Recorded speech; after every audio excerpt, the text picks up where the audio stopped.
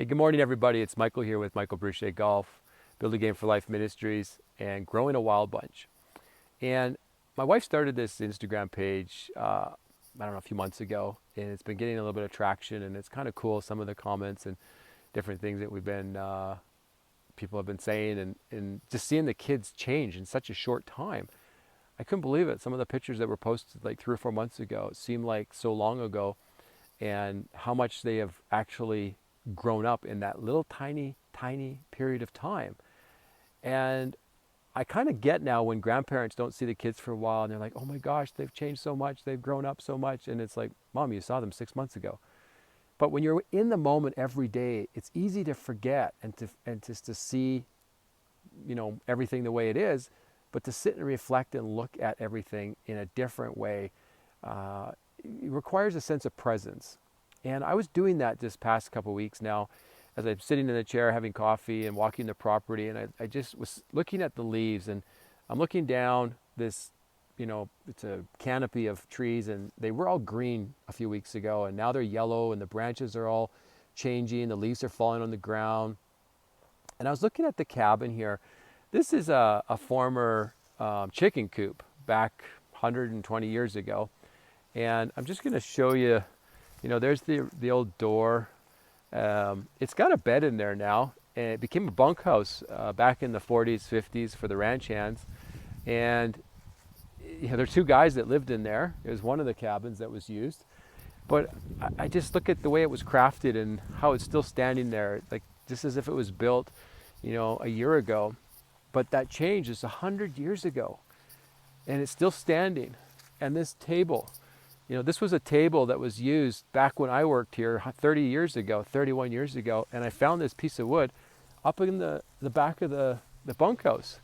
And I was looking at it and remembering just the significance of everything and how it was created, and the amount of pride that was in everything.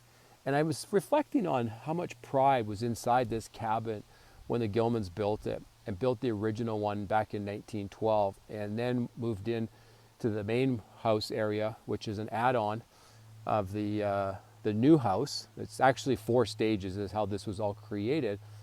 But in each stage, you could see a sense of pride, a sense of fulfillment, and raising 4 kids, homesteading here back in the 20s.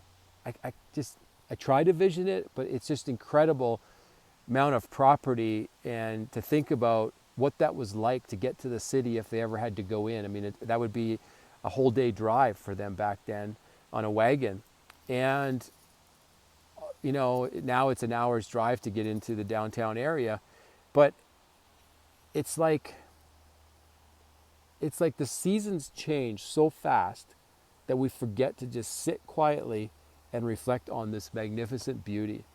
And that's what I noticed when I was looking at the Instagram, is that my children are changing right before me so quickly. My 15-year-old daughter, who seems like she was just born yesterday, is now in high school. And my son that was just born is now 6 this December. And Jace, who's 4, and Jace is just becoming such a little man and so independent and so of his own way. And then little Joshua, who's just turned 1 in April. And I said to my wife, I said, this is just so surreal. The change is happening so fast. And it really made me reflect on some scripture that I was reading in Acts about Saul and his conversion from Saul to Apostle Paul. And for 11 years, he was persecuted by people because they didn't believe that he changed. They didn't believe that he could become an apostle. He was a murderer. He had blood on his hands for all of the Christians that he killed. And yet God gave him grace and blinded him for 3 days to help him to see the purpose and the reality and what was real, and develop that relationship. And so when Jesus had asked him, why are you persecuting my people? And blinded him, and Ananias healed his eyes so that he could see, Saul was converted. He was an apostle. And he walked for days and days and years and years and years, spreading the message of the gospel for Jesus, sharing God's message.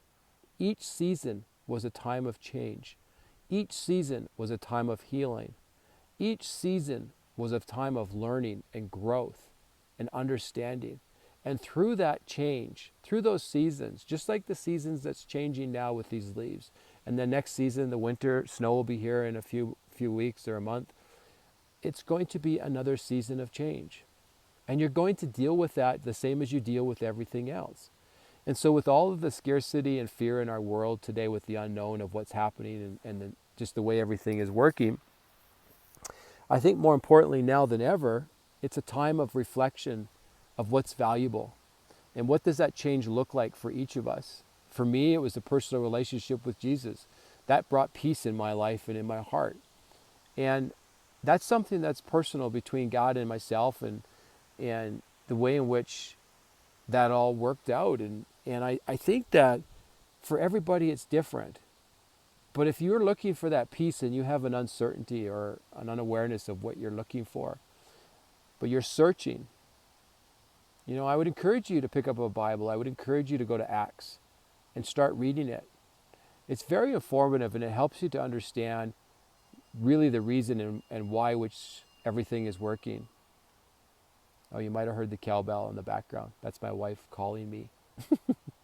Or maybe she's calling the boys and the boys have taken off.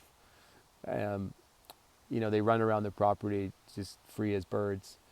But I found that when I was looking for that peace and understanding, that I got that when I was reading Acts. And so I would encourage you today just to spend some time, if you're searching, maybe pick it up. If you don't have a Bible and you want some more answers, please just send me a message in Messenger. I like getting them. I love the encouragement from everybody. And this is a Friday afternoon, or this is a morning on Friday. It's going to be an amazing weekend. The sun is out. It's supposed to be, I think, 65 degrees. And as I walk around the property and I look at everything, it gives me a sense of understanding of what's important. And I hope that finds same space and place for you guys. Have an amazing weekend. I love you. May God bless you. Keep you safe. And spend time with your family and friends, those that you love. Take care.